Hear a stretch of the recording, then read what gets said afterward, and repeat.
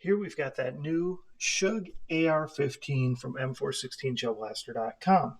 Now, like I mentioned in previous videos, I wasn't sure what was on the inside. This is a new brand, a new model to me, and to what I've seen as well. So I wanted to go ahead and break it down and show you everything inside here, talk about what I'm going to try to do some upgrades, and see what kind of more better performance we can get out of it. So this appears to be a V3 gearbox. Now, I'm not sure, this might be also what's called a Wells gearbox, which in the United States market we haven't seen very much, but in Australia they had those quite often. So I'm not exactly sure, but otherwise it basically presents like a V3 gearbox. So let's talk a little bit about how you take this apart. It is pretty straightforward. That's why I don't do videos that show me taking everything apart, because it's pretty straightforward. If you've taken a blaster apart before, it's not that hard, right? You've got a couple screws that you're going to take off of the handguard. That's what these are right here. You can use a little Allen wrench for those. And then there is this barrel stabilizer that is inside. So there's a tiny little Allen wrench that goes in there that you're going to loosen. So that comes out. That allows you to take the handguard off. This piece will come out with it.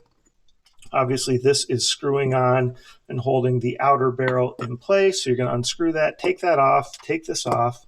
Here is your inner barrel. And you may notice that this has kind of a unique T-piece.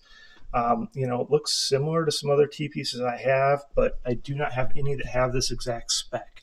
So this is definitely a unique T-piece that is different than I've had before. So one thing I'll do right now is, I noticed there's some cracks in there, so I'm going to seal that up good and tight so that hopefully, you don't lose any more air there. You've got this little stopper here on the outer or on the inner barrel and the spring, and that just allows it to keep the nice tension back against the gearbox, which is good. Okay, so that's pretty easy to do. You did have to pop out this one pin, of course, to take the upper off, but then that upper comes off just like any other blaster. Basically, pop that pin, pull back on the charge handle, kind of slide forward. Very easy to take that off. Okay, when it comes to getting the lower out, you're going to unscrew the bottom of the grip here to get the motor out. So this one, right, there was a screw right here, okay? And then what you're going to need to do, which is kind of bizarre, is after you unscrew that one screw, that's the one that goes in there, okay? You're going to then have to kind of push something through to get that pin out, because even though this appears like it could turn fine, it doesn't. So you're going to have to push that pin out. So that's what I have taped here, is the pin and the screw. So let me show you what I'm talking about. So there you go. There's the screw and the pin. That long pin is what was going through here, okay?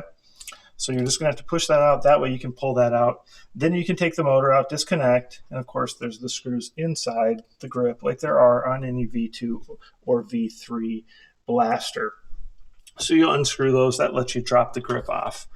To remove the gearbox from here, really, you're just going to pop that pin out, and these pins are just the push ones. So you're just going to sit there and push on one side till it pops out. You do need to unscrew your mag release, right? So you'll get that out. And then you do need to also push the little pin that is here. Okay, there's a little pin that goes through here. So you're going to just need to push that pin through so you get that pin out, and you can pull this piece out, right? Because that's for that catch release. Okay. One thing I didn't touch on was removing the buffer. That's super easy.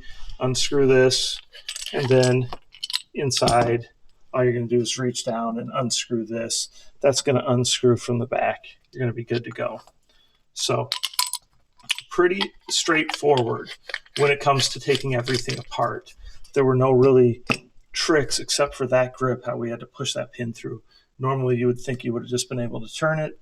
It doesn't appear like there was enough room. At least there wasn't for me to get that out. Turn this to safety, and then you can kind of just pop the gearbox out. Okay, so here's your gearbox. Again, you're gonna have nylon gears with this. Okay, so that's what we see in there. All right, otherwise, just kind of giving you a look at everything else. So this is the motor that it comes with. So what I'm going to do is I'm going to go ahead and replace the spring, which is super easy, right? We're just going to turn that, replace the spring, like I've shown you on tons of videos. So I've got tons of spring replacement videos. You can watch those if you're confused about that. And then I'm going to replace the motor too. I've got a lot of these motors around. These are just a better, more powerful motor. I went ahead and put a plastic gimbal on it since this is obviously plastic or nylon gears. So we'll go ahead with this one and see, just because in the past, there's been a couple times recently where the stock motor was not strong enough to really move a bigger spring. So even though the rest of the gearbox might be able to handle it, the motor couldn't. So we're going to go ahead and just put a better motor in it too, and then also an upgraded spring, and we're going to see how that performs.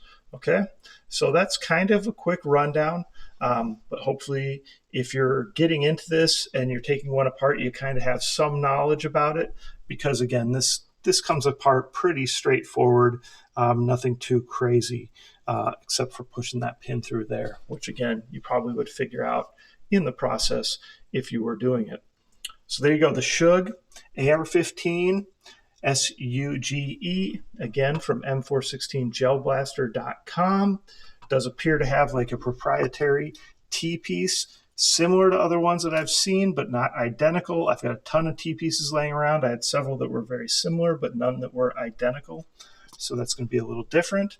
And like I said, either a V3 or maybe this is a Wells gearbox, but otherwise it's definitely different than it's not a Gen 8.5. It's not a V2. So comments, questions, post them below. Like, subscribe, share my channel with your friends. Check back for the custom upgraded version. Of course, I'll have cosmetic stuff going on too. And any questions, post them below. Thanks for your support.